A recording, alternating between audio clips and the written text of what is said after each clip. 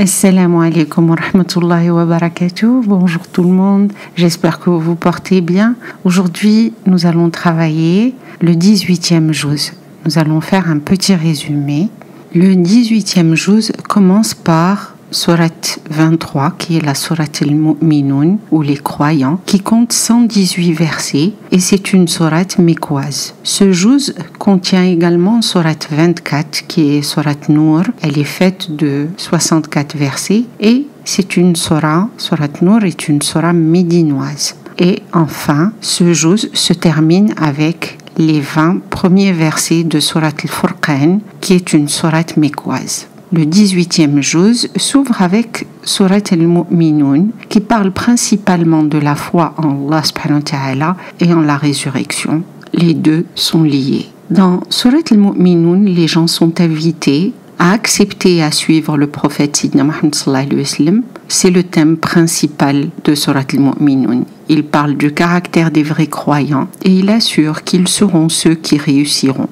Cela explique pourquoi un vrai croyant est contemplatif et socialement actif. Le vrai croyant est fidèle, généreux, responsable et humble. Le croyant évite les poursuites inutiles, il honore les contrats et aspire à la proximité avec Allah subhanahu wa ta'ala, son créateur. Ces traits reflètent une vraie foi, un esprit généreux et une conscience ferme. Une âme tranquille, prête à faire de bonnes œuvres. C'est la description de l'âme véridique qui se sacrifie pour la récompense qui est le paradis, l'au-delà. Surat al-Mu'minun attire l'attention sur les différentes étapes de la création humaine, sur de nombreux autres signes universels. Elle décrit les preuves dans l'univers de la puissance créatrice d'Allah subhanahu wa ta'ala, les 7 étapes du développement du fœtus dans le ventre de sa mère. Les 7 étapes du développement fœtal sont présentées de manière vivante comme une échographie. Puis, dans cette sourate, il y a l'histoire de la désobéissance et le rejet par l'humanité de nombreux prophètes. Les 7 traits du mécréant sont qu'il croit que les prophètes ne sont pas des humains et qu'il n'y a pas de vie après la mort. Ils ne montrent que du mépris envers les prophètes, ils s'appuient sur de faux espoirs et détestent même la vérité. Ils sont têtus et suivent leurs caprices. Ensuite, Surat al-Mu'minun parle de certaines histoires d'autres prophètes et nous dit qu'ils ont également prêché le même message. Dans Ayah 23 à 80, leur critique des prophètes est rejetée comme sans fondement, résultant de leur arrogance et de leur confusion. Ils suivent obstinément leurs caprices. Les récits de vie de certains prophètes informent Sidna Muhammad sallallahu alayhi wa sallam que les Mécois se comportent comme les anciens. Mécréants, ils soulignent l'unité du message universel des prophètes. Les mécréants demandaient fréquemment que la punition vienne rapidement, mais ces demandes étaient rejetées. Allah subhanahu wa ta'ala leur donne le temps de se réformer. Ceux qui ont continué à demander des miracles ont également été refusés et ont dit d'utiliser leur faculté d'entendre, de voir et de sentir donné par Allah subhanahu wa ta'ala. Enfin, ils ont été mis en garde contre le châtiment sévère de l'enfer. Dans Ayah 109 à 118, il y a 3 questions qui sont posées. À qui appartient la terre? Qui est le Seigneur des 7 cieux? Et dans quelles mains se trouve le contrôle de toutes ces choses? Leur réponse est Allah subhanahu wa ta'ala. Alors on leur demande pourquoi ne pas accepter la résurrection. La sourate conclut en soulignant le succès qui attend les croyants et réitère le but de la vie comme un temps de préparation à l'au-delà. La suivante sourate dans Juz 18 est Surat An-Nur. La lumière, elle contient de nombreuses règles pour le développement d'une société basée sur la droiture et la moralité. Surat Nur parle des relations entre hommes et femmes, des règles vestimentaires pour les femmes musulmanes, des règles pour la punition de l'adultère et la punition de ceux qui accusent les autres d'adultère. Surat Nur a été révélée à Médine. Le thème central est les mœurs sociales. L'objectif est d'établir des bases solides pour construire des relations entre hommes et femmes basées sur la pudeur et le risque. Calomnie contre les innocents est prononcée. Il y a une peine sévère pour l'adultère. Le mélange des hommes et des femmes est proscrit. Le hijab est le principe de pudeur et comprend le comportement ainsi que le code vestimentaire pour les hommes et les femmes. La vie privée à l'intérieur et à l'extérieur de la maison est sacrée. Ces règles visent à développer un environnement pur et décent et refuse l'exploitation sexuelle.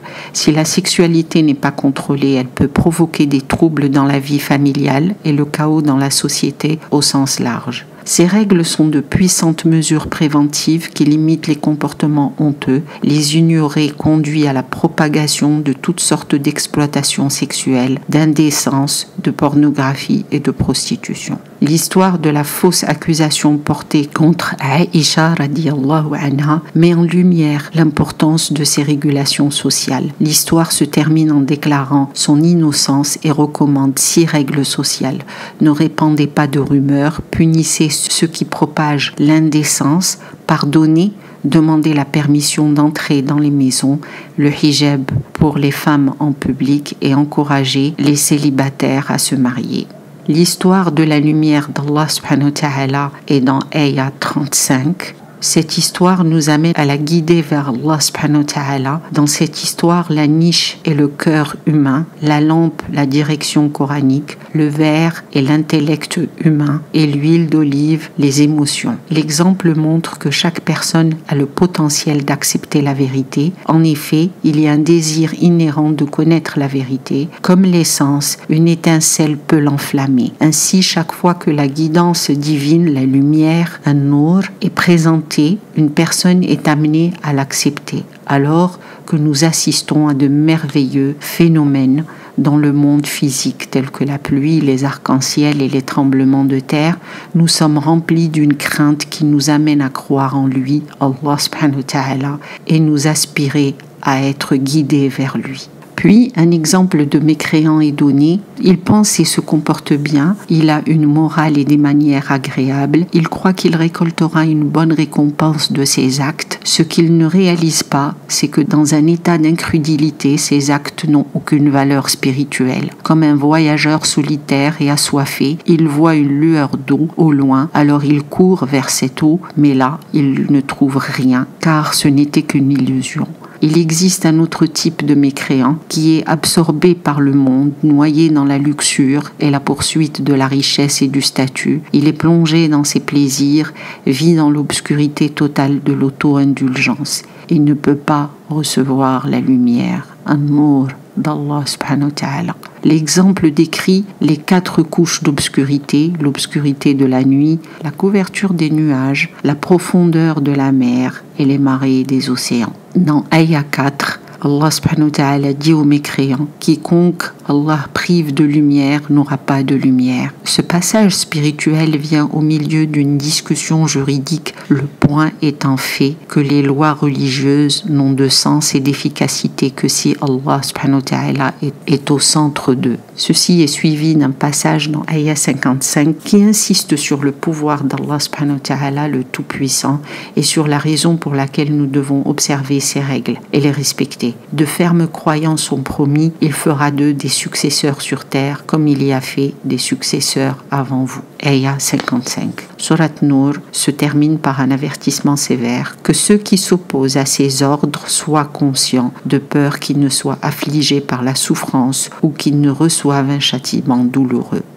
Le 18e juz continue avec Surat al-Furqan qui est la référence pour le bien et le mal. Surat al-Furqan s'ouvre en déclarant le pouvoir et la puissance d'Allah subhanahu wa ta'ala, le contrôleur de l'univers. Puis fournit les arguments de l'unicité d'Allah subhanahu wa ta'ala, al-Tawhid, la communication de son message, al-Risala, et la vie après la mort, al-Akhira. Ces croyances étaient les plus en contradiction avec les croyances païennes. Surat al-Furqan répond à certaines des objections des non-croyants contre le Coran al-Karim et les enseignements de l'islam. Surat al-Furqan présente également le caractère des croyants comme critère pour prouver la vérité de l'islam. À la Mecque, le prophète Sidna Mohammed sallallahu alayhi wa sallam était constamment critiqué. Les Mecquois étaient perplexes quant à la raison pour laquelle le Coran al-Karim a été révélé progressivement plutôt que d'un seul coup. Ils ont accusé le prophète Sidna Mohammed sallallahu alayhi wa sallam de mentir et ont soutenu qu'il ne faisait que raconter des histoires sur les anciens. De même, ils ciblaient sa personne. Pourquoi un messager d'Allah subhanahu wa ta'ala serait-il un simple mortel? Donc en résumé, les grandes lignes du 18e juz sont d'une part le caractère des croyants, les différentes étapes de la création humaine et les signes d'Allah subhanahu wa ta'ala dans l'univers, le message du prophète Nuh alayhi salam, la réponse de son peuple, puis le déluge. Après, il y a des générations qui ont été élevées après Sidna Nuh alayhi salam. De nombreux prophètes ont été envoyés parmi eux, puis vers le prophète Moussa alayhi salam et Haroun alayhi salam, puis vint Sidna Isa alayhi salam. Tous les prophètes sont une umma et ont prêché la même religion.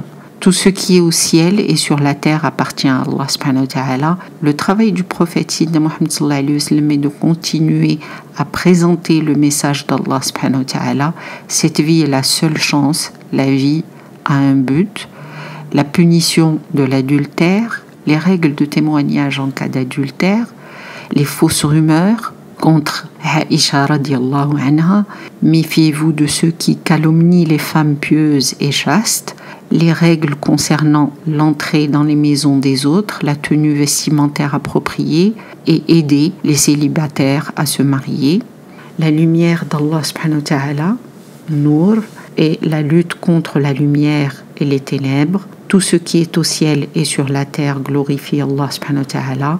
Les croyants doivent obéir à Allah subhanahu wa ta'ala et à son messager, Sidna Mohammed sallallahu alayhi wa sallam. La promesse d'Allah subhanahu wa ta'ala aux croyants de les établir dans le pays. Les règles de confidentialité pour les hommes et les femmes à la maison et à l'extérieur. Le prophète Sidna Mohammed sallallahu alayhi wa sallam est venu comme un avertisseur pour le monde entier. Le mal du shirk, les objections de ceux qui ont renié le prophète Sidna Mohammed sallallahu alayhi wa sallam et Risala, son message, et le châtiment de ceux qui renient Allah subhanahu wa ta'ala et son message. Wallahu a'lam, j'espère que ce petit résumé puisse vous aider et vous éclairer. Je vous souhaite une bonne continuation et à bientôt. Wassalamu alaikum wa rahmatullahi wa barakatuh. Bye bye.